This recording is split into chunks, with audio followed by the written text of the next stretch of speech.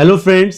Section 43BH जो बताता है एमएसएमई की केस में अगर आप पेमेंट टाइमली नहीं करते हैं तो आपका खर्चा डिसअलाउ हो जाता है। तो गवर्नमेंट ने अभी 1 अप्रैल 2025 से एमएसएमई क्लासिफिकेशन में बहुत ज़्यादा चेंज करा है। अब जो माइक्रो स्मॉल और मीडियम एंटरप्राइज का मीनिंग चेंज हो चुका है, तो उसे हम डिटेल में आज सीखने वाले हैं। तो बिना देरी करे दोस्तों स्टार्ट करते हैं आज की वीडियो। Let's start.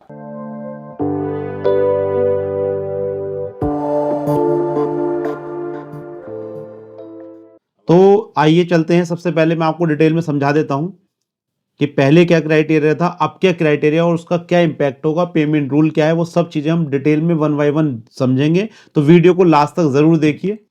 सबसे पहले जो प्रीवियस क्राइटेरिया था एमएसएमई का, माइक्रो एंटरप्राइजेस के लिए 1 करोड़ इन्वेस्टमेंट की लिमिट थी, टर्नओवर 5 करोड़।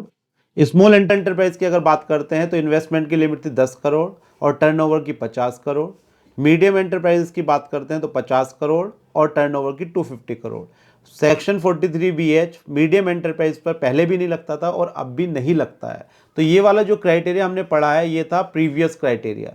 इसमें क्या था, कुछ ही एंटरप्राइजेस इसमें कवर होते थे। अब गवर्नमेंट ने इसका जो स्कोप जो है वो बढ़ा दिया है। अब ज़्यादा एंटरप्राइजेस कवर होंगे, मैं इसे एग्जाम्पल से ही बताऊंगा। बट अभी हम देख लेते हैं कि जो अब 1 अप्रैल 2025 से एमएसएमई का क्लासिफिकेशन हुआ है वो देखते हैं। अब माइक्रो एंटरप्राइजेस 2.5 करोड़ तक, यहाँ पर क्या इन्वेस्टमेंट की लिमिट हो गई 2.5 करोड़ रुपए और एनुअल टर्नओवर 10 करोड़। अगर हम पहले की बात करते, पहला कितना था 1 करोड़ रुपए और टर्नओवर था 5 करोड़। स्मॉल एंटरप्राइजेस की बात करें तो इन्वेस्टमेंट कितना हो गया 25 करोड़ और एनुअल टर्नओवर हो गया 100 करोड़।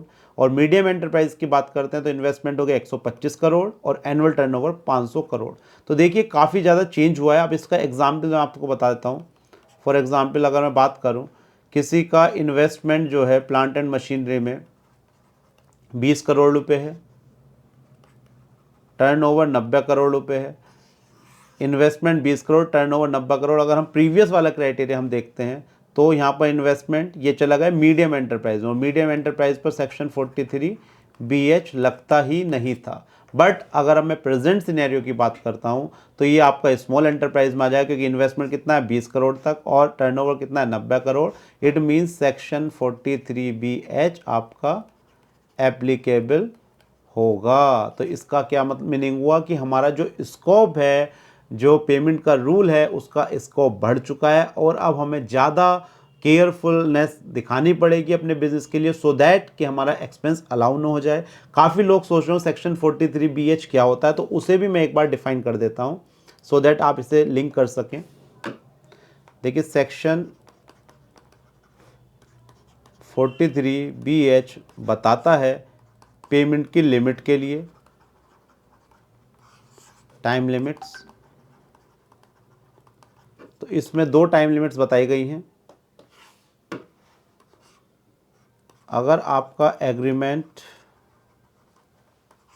आपने नहीं किया तो लिमिट है 15 डेज, और अगर आपका एग्रीमेंट है, एग्रीमेंट में जो भी टाइम लिमिट है और 45 डेज, इन दोनों में से which ever is shorter. It means that अगर टाइम लिमिट आपने 60 दिन रख दी और 45 डेज वैसे है तो 45 दिन एप्लीकेबल होगी। टाइम लिमिट आपने 30 दिन रख दी एग्रीमेंट में तो 30 दिन एप्लीकेबल होगी। तो अगर इस टाइम फ्रेम में आप अपने क्रेडिटर्स को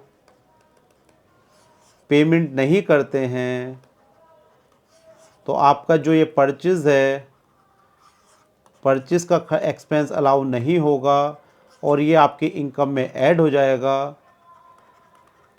और इस एक्सपेंस का आपको अलाउ जब होगा जब आप एक्चुअली जिस ईयर में आप पेमेंट करेंगे। तो ये था सेक्शन 43BH। तो अब ये अमेंडमेंट आने के बाद एमएसएमई क्लासिफिकेशन का क्राइटेरिया बढ़ गया है।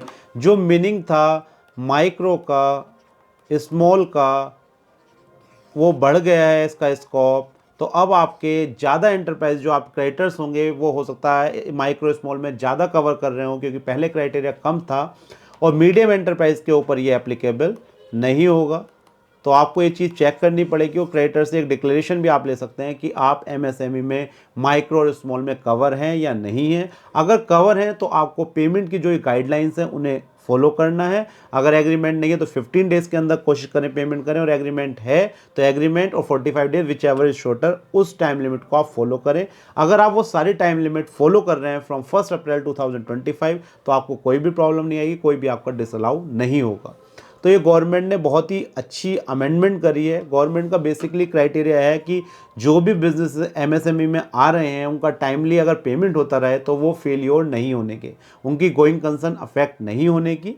तो दोस्तों ये थी एक छोटी सी वीडियो। ये अमेंडमेंट जो एप्लीकेबल हो चुकी है 1 अप्रैल 2025 से एप्लीकेबल हो चुकी है। तो आपको ये चीज़ें ध्यान रखनी है और इन्हें अपने बिजनेस रूटीन में फॉलो करना है, सो दैट आप पे कोई पेनल्टी डिसअलाउंस ना हो। तो दोस्तों ये थी एक छोटी सी वीडियो एमएसएमई क्लासिफिकेशन के बारे में जो एप्लीकेबल हो चुका है 1 अप्रैल 2025 से। तो अगर आपको वीडियो अच्छी लगी है तो इसमें कमेंट करें, इस वीडियो को शेयर करें, और अगर आप चाहते हैं किसी और टॉपिक पर वीडियो बनाना तो भी आप कमेंट करके बता सकते हैं। Thank you for watching this video. हम मिलेंगे नेक्स्ट वीडियो में। बाय बाय, नमस्कार, धन्यवाद।